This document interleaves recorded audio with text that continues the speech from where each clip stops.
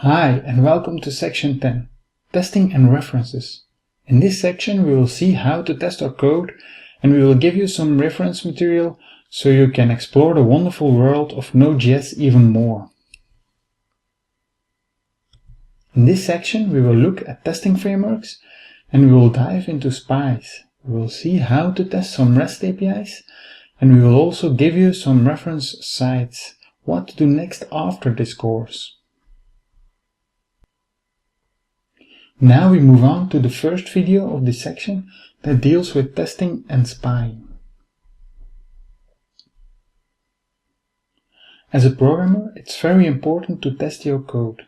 It will help you to verify your business logic, and when you change your code, it helps you to remind you that certain rules that you have been applied to your code.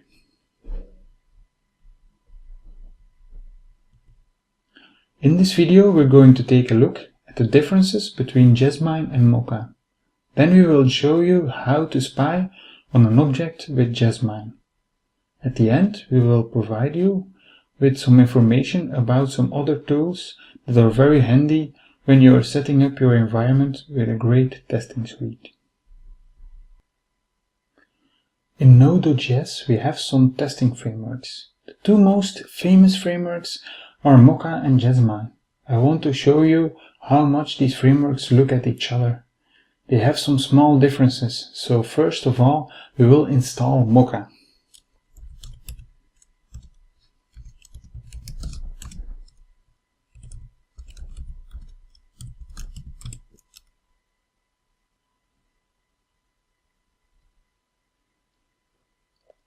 Mocha allows you to choose your assertion library. In our case we take Chai, so we need to install Chai.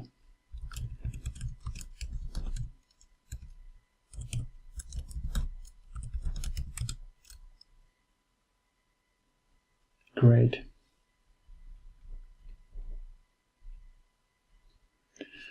Next thing that we need to do is create our Mocha test.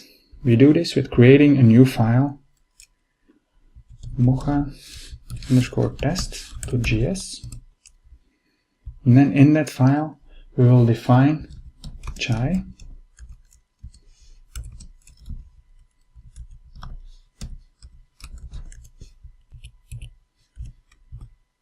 and from Chai we will use should.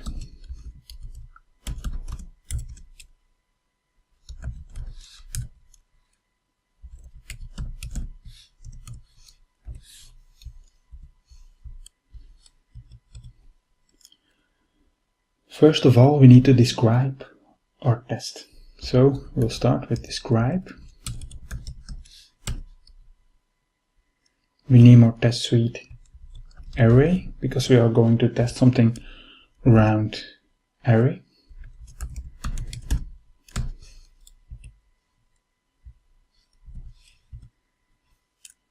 And then we will describe a specific function of array.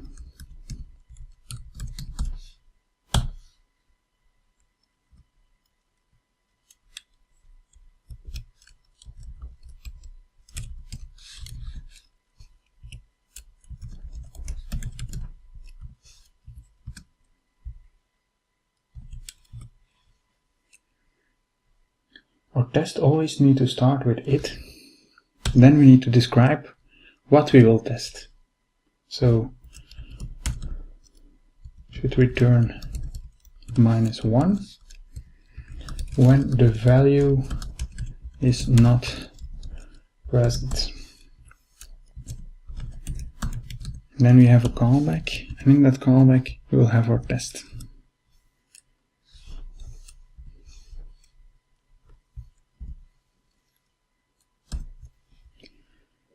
So we test that index of 5 should equal -1.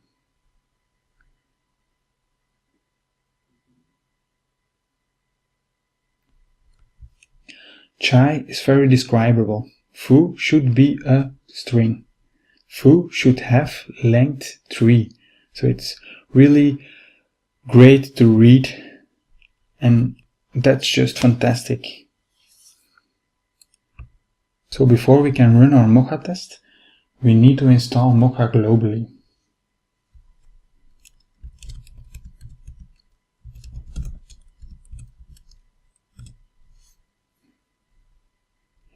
This will allow us to use the Mocha command in our console.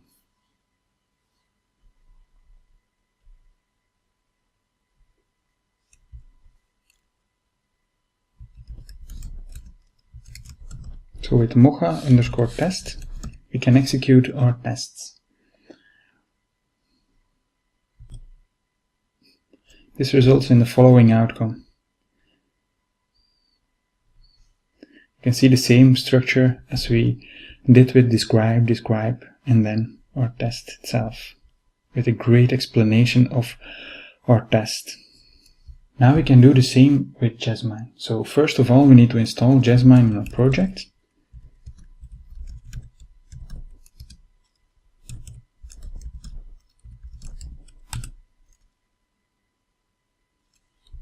We also need to install Jasmine globally.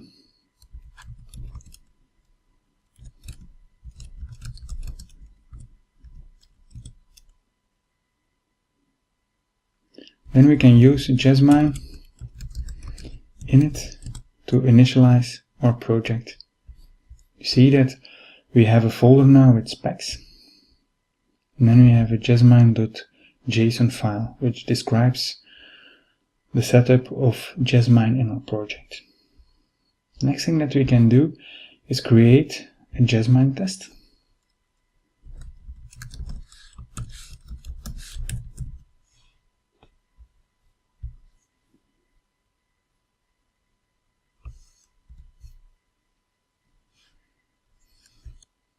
Do you see the difference in code in our Jasmine test?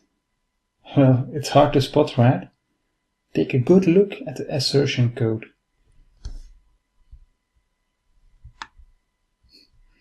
Indeed, it uses expect here. But the syntax of Jasmine and Mocha are much alike.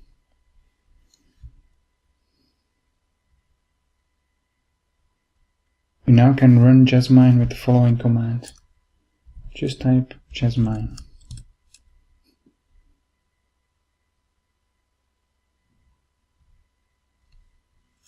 It doesn't recognize any specs.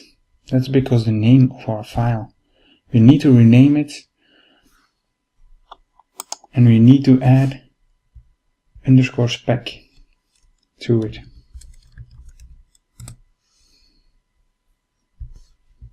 When we run it again, we will see that he found one spec. That was not hard, right? Quite basic. Well, let's go further with Jasmine, and let me tell you how to use spice with Jasmine. If we look at our JavaScript file, where we use an ECMAScript 6 class that has a function that we don't have under our control, in this case a random number, in some cases a HTTP client request, then we can use spice to force a return when that method is being called.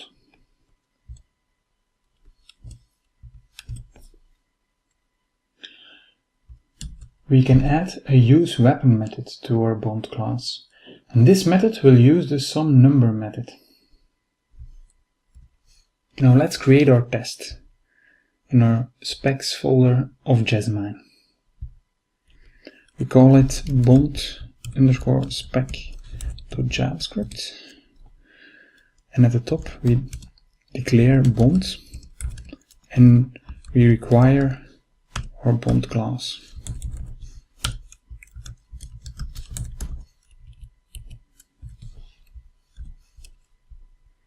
After that, we declare a skeleton of our test.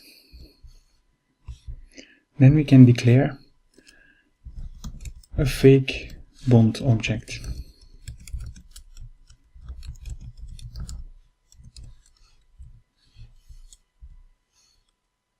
Then we define a spy over our SomeNumber method.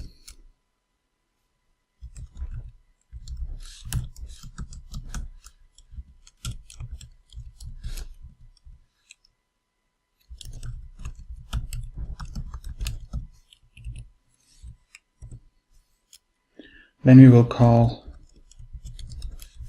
use weapon.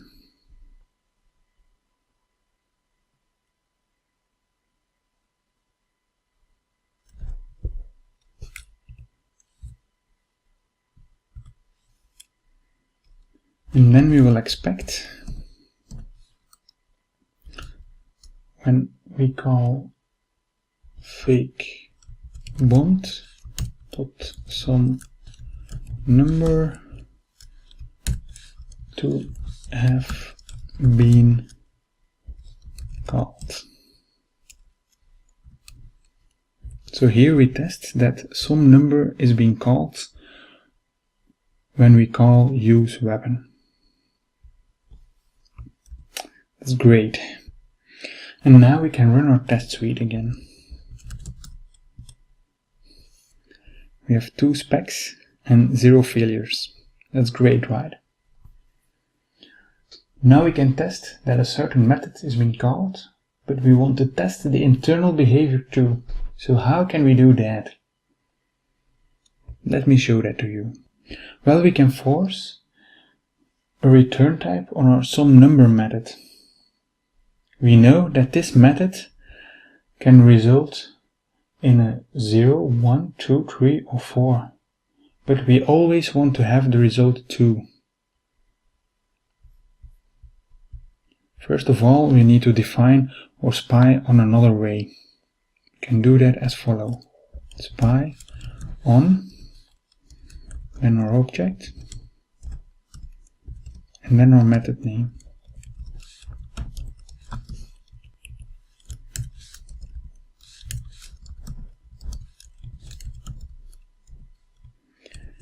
So our return value always need to be 2.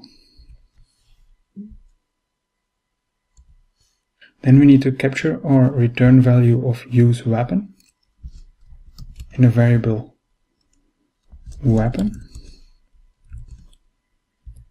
And then at the end we can check with expect that our variable weapon will be a Walter ppk. Well, when we go to Bond.js, we'll see that our second choice is Walter ppk. So, okay, let's run this test again with Jasmine. This is great, right? We have 2 running specs and 0 failures. With spies, we can see if a method is being called or not. And we can control his return value if we want that. In this video, we have learned how to test our code in Node.js.